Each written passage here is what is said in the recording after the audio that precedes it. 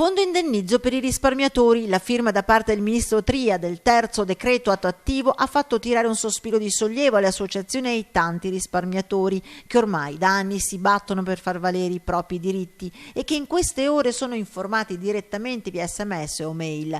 Una firma pesante, ma prima di poter riscuotere ci sono ancora alcuni passi importanti che devono essere fatti. Abbiamo sollecitato subito il ministro Tria in quanto attendiamo la pubblicazione in Gazzetta Ufficiale, che è l'atto definitivo della partenza del fondo, oltre le procedure della commissione tecnica per accedere al fondo.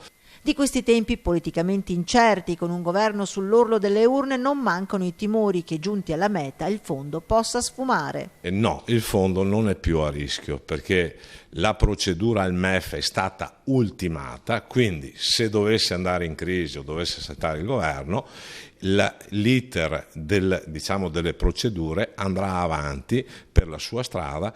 In attesa degli ultimi adempimenti tecnici, ai risparmiatori si raccomanda di avere i documenti bancari che certifichino l'acquisto dei titoli. Chi li avesse smarriti deve chiederli a Banca Intesa in quanto banca cessionaria. Il rischio dunque sembra evitato in memoria anche di quelle tante, troppe vittime del crack delle banche popolari.